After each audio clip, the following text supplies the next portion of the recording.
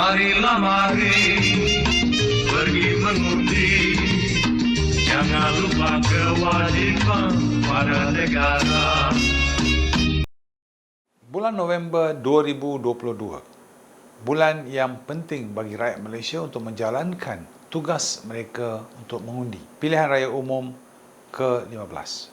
Pada 5 hari bulan November 2022 adalah tarikh penamaan calon-calon dan pengundian akan diadakan pada 19 November 2022. Di antara 5 hari bulan dengan 19 hari bulan November itu akan merupakan tarikh kempen di mana calon-calon akan cuba untuk meyakinkan pengundi-pengundi mereka untuk mengundi mereka atas alasan-alasan dan sebab-sebab yang tertentu.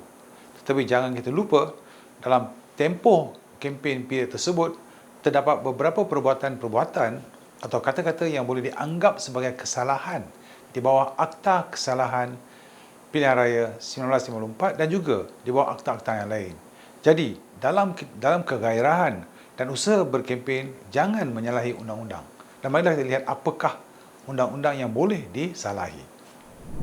Kita kena ingat, dalam pilihan raya ini juga seperti mana pilihan-pilihan raya sebelum ini, SPRM ataupun Suruhanjaya Pencegah Rasuah Malaysia akan bergiat melihat sama ada terdapatnya kegiatan-kegiatan rasuah.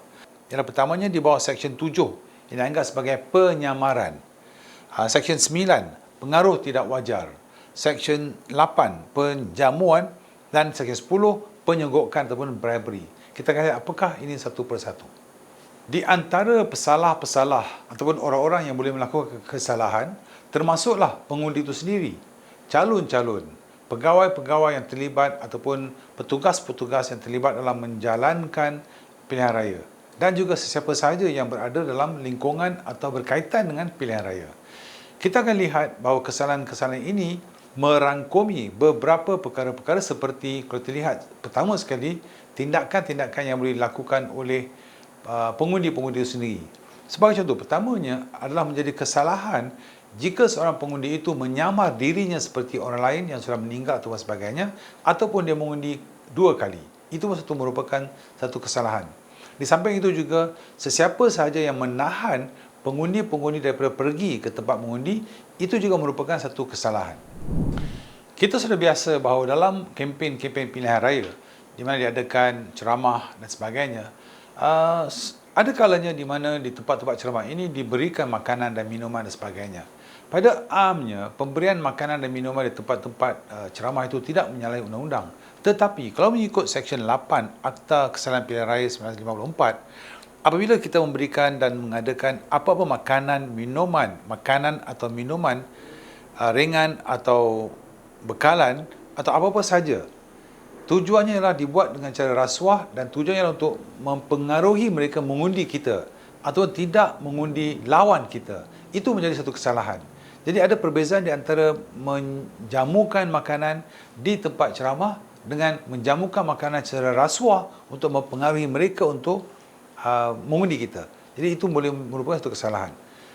Yang keduanya ialah apabila kita adakan pengaruh tidak wajar. Sebagai contoh, katalah kita mengancam atau menakut-nakutkan sesiapa itu tidak mengundi calon-calon tertentu, ataupun kita mengancam dan mengatakan bahawa jika kamu tidak undi, kamu akan dikecam, kamu akan diancam dan sebagainya. Itu juga merupakan kesalahan dalam Akta Pilihan Raya.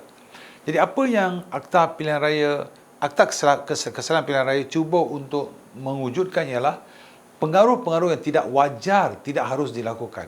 Yang harus dilakukan ialah pengaruh-pengaruh yang wajar saja. Maknanya seseorang calon itu bolehlah memberi sebab kenapa ia perlu dipilih, memberi mungkin program-programnya, bercakap tentang manifestonya dan sebagainya. Ia tidaklah boleh membawa orang untuk memberi kecaman, ancaman, menakut-nakutkan pengundi-pengundi untuk mengundinya ataupun tidak mengundi orang lain.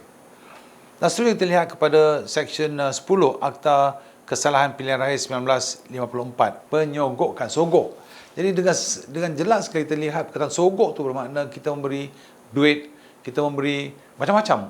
Tujuannya ialah untuk mengundi calon-calon kita ataupun untuk tidak mengundi lawan-lawan calon kita. Jika sebagai contoh, kita memberi transportation atau pengangkutan dan sebagainya dengan tujuan rasuah dan semata-mata kerana mahu mereka untuk mengundi kita. Jadi, secara rumusannya, kita lihat bahawa ada beberapa kesalahan-kesalahan di bawah di bawah pilihan raya 1954, iaitu berkaitan dengan pengundi, kertas undi dan peti undi, perubatan rasuah. Yang ini yang jelas boleh mengakibatkan hilangnya kelayakan oleh calon-calon dan sebagainya. Belanja pilihan raya selepas habis pilihan raya itu ada beberapa penyata-penyata yang terpaksa dikemukakan oleh calon-calon, dan kita lihat yang seterusnya iaitu penyamaran, penjamuan, pengaruh tidak wajar dan penyogokan. Dan kita lihat kepada hukumannya ialah hukumannya selama tempoh tidak melebihi 2 tahun dan didenda tidak kurang daripada RM1,000, RM1,000 dan tidak lebih daripada RM5,000. Dan kita lihat ini adalah satu perkara yang boleh mengakibatkan hilangnya kelayakan calon itu menjadi ahli parlimen walaupun beliau telah menang dalam pilihan raya. Dan ini sebab kita lihat kembali kepada peruntukan di dalam artikel ataupun pasal 48 bracket 1E dalam perlembagaan kita, di mana sekiranya seseorang itu disabitkan dengan suatu kesalahan dan hukuman dengan pemenjaraan selama tempoh tidak kurang daripada 1 tahun atau denda tidak kurang daripada RM2,000 dan tidak mendapat pengampunan bebas, beliau bolehlah hilang kelayakan daripada menjadi wakil rakyat. Jadi di antara kesalahan-kesalahan ini ada pihak-pihak dan rakyat-rakyat, siapa saja boleh membuat laporan polis jika terdapatnya kesalahan-kesalahan ini berlaku dalam tempoh kempen tersebut. Jadi dengan itu saya mengucapkan selamat berkempen, selamat bertanding untuk menjadi wakil rakyat untuk berjasa kepada negara sebagai ahli parlimen nanti. Kepada semua calon-calon pilihan raya saya mengucapkan all the best.